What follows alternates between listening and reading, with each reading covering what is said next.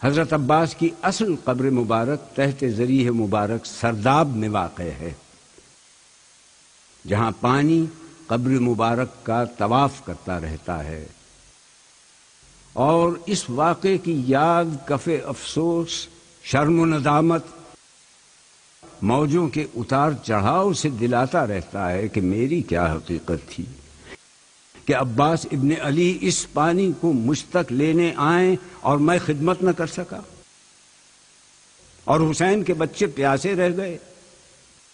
مگر اب میں آپ سے جدا نہیں ہوں گا، اور تا قیامت آپ کی عظیم اور یادگار رہنے والی قربانی کے صدقے مخلوق خدا کو فیض یاب کرتا رہوں گا۔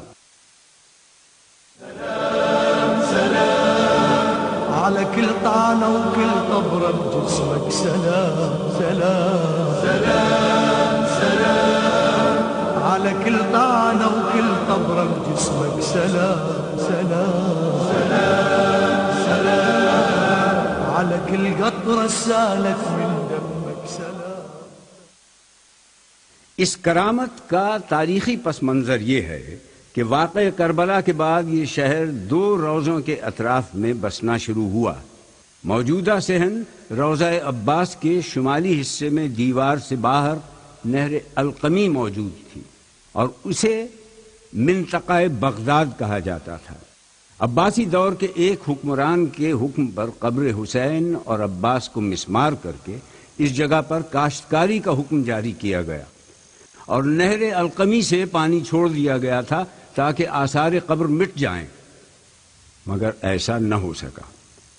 نہر القمی ختم ہو گئی، اور اس کا کوئی وجود اس وقت سے آج تک باقی نہیں ہے۔ سرداب میں داخل ہونے کے 2 راستے ہیں، ایک روضے کے اندر مغربی رواق سے ہے جو بند ہے، دوسرا دروازہ صحن کے شمالی حصے پر ہے، اور اسی دروازے سے سرداب میں داخلہ ہو سکتا ہے۔ زائرین کے کثرت ہجوم کے باعث ان دونوں دروازوں کو بند رکھا جاتا ہے۔ سرداب میں اترنے کی جگہ کچی تھی، سیڑھیوں پر سنگ مرمر لگایا گیا ہے۔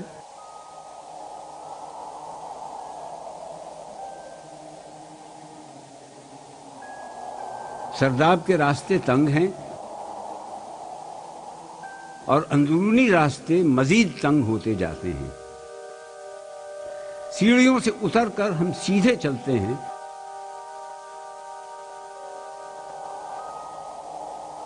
اور پھر بائیں مڑ کر کچھ فاصلہ طے کرتے ہیں تو ہمارے سامنے قبر مبارک آ جاتی ہے۔ اس مقام کو حذا الحیر کہتے ہیں۔ قبر کے اطراف میں حال ہی میں سنگ مرمر لگا دیا گیا ہے، اور پنجتن کے نام اور حضرت عباس کا نام سونے سے کندہ کیا گیا ہے۔ یہی وہ مقام ہے جہاں آپ گھوڑے سے زمین پر تشریف لائے تھے، اور یہی آپ کا مدفن ہے۔ على كل طعنة وكل قبرة بجسمك سلام سلام سلام سلام، على كل طعنة وكل قبرة بجسمك سلام۔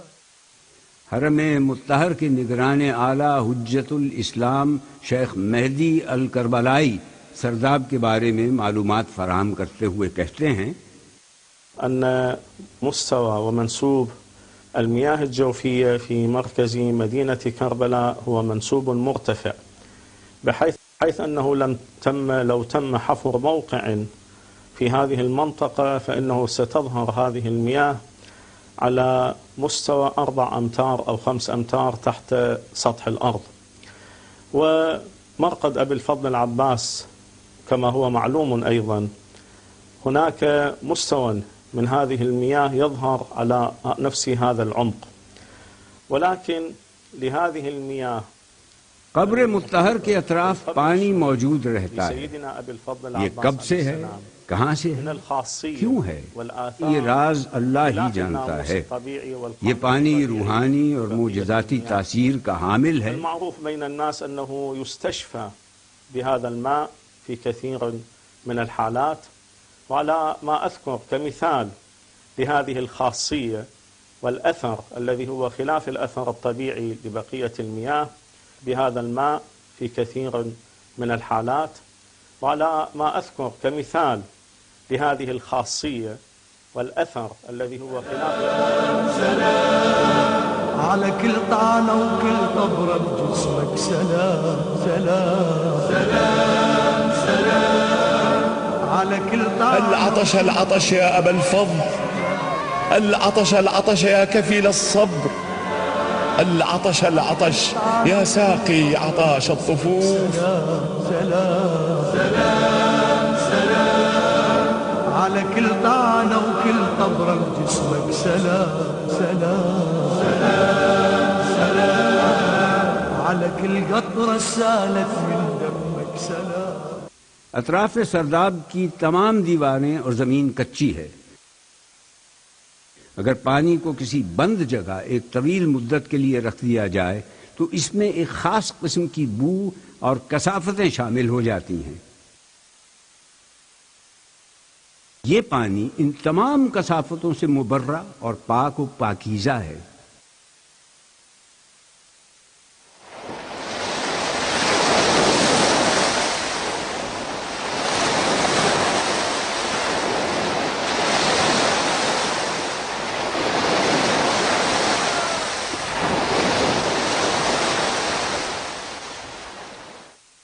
یہ پانی اس بات کی شہادت دے رہا ہے کہ ابو الفضل عباس کی قربانی اللہ کی راہ میں مقبول ہوئی، اور اس نے اس کرامت کی صورت میں یہ ایک انعام نہ صرف عطا کیا بلکہ اس پانی میں شفا بھی رکھی. یہ کرامت ان لوگوں کو جو حضرت عباس کی منزلت سے واقف نہیں، پانی کی اس فضیلت سے ان کے مرتبے کو ظاہر کر رہی ہے، اور محبان آل رسول سے عشق رکھنے والوں کے لیے مزید اضافے کا باعث ہے. جو لوگ اللہ کی راہ میں مارے جائیں انہیں مردہ نہ کہو، ایسے لوگ تو حقیقت میں زندہ ہیں، مگر تمہیں ان کی زندگی کا شعور نہیں ہوتا، اور ہم ضرور تمہیں خوف، خطر، فاقہ کشی، جان و مال کے نقصانات میں مبتلا کر کے آزمائش لیں گے. ان حالات میں جو لوگ صبر کریں اور جب کوئی مصیبت پڑے تو کہیں گے ہم اللہ ہی کے ہیں اور اللہ ہی کی طرف پلٹ کر جانا ہے، انہیں خوشخبری دے دو کہ ان کے رب کی طرف سے بڑی عنایات ہوں